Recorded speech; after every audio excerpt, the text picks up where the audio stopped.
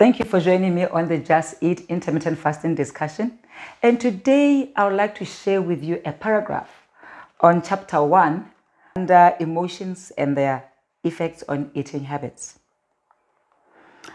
I have discovered that my previous regular snacking lifestyle was to a large extent driven by my emotions. Sometimes the strongest food cravings hit when you are at your weakest point emotionally, when you are facing difficulties, when you are feeling stressed, or even bored. Hence, like the old me, you may turn to food for comfort, consciously or unconsciously. You may not be aware of it, but it's important to watch your patterns of behavior when you are experiencing a roller coaster of feelings.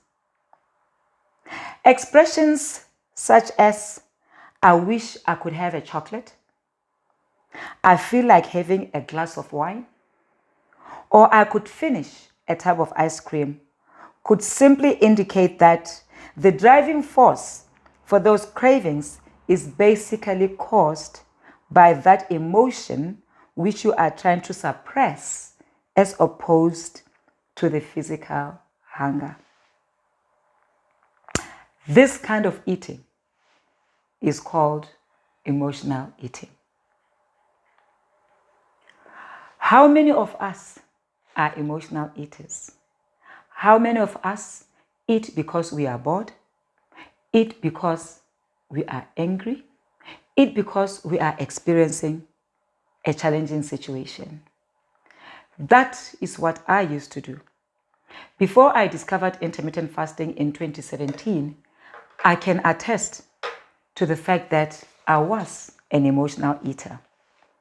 Intermittent fasting has helped me to establish a relationship with food, has helped me to intuitively eat, has helped me to understand what my true hunger is or what my emotional hunger is. What if I told you that there are two types of hunger? There is physical hunger and emotional hunger. In this book, I describe the characteristics of emotional hunger and a physical hunger. A physical hunger can be satisfied with any type of food, such as fruits or vegetables. Physical hunger comes on gradually and it can be postponed. Physical hunger causes satisfaction, not guilt. And with physical hunger, you can stop eating once you are full.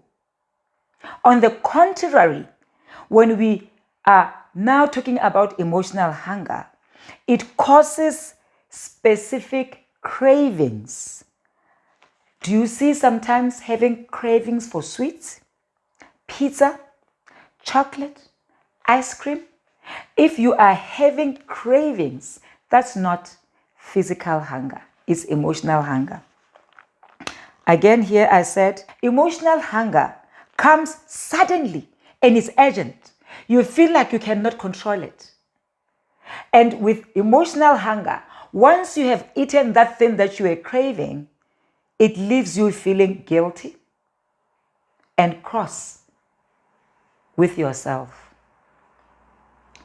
And again, with emotional hunger, you find yourself overeating until you feel uncomfortably full.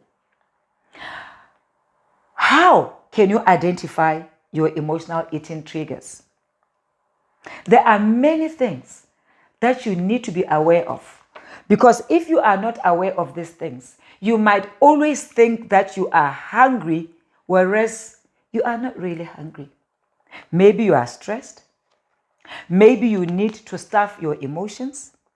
Maybe you are bored or feeling empty.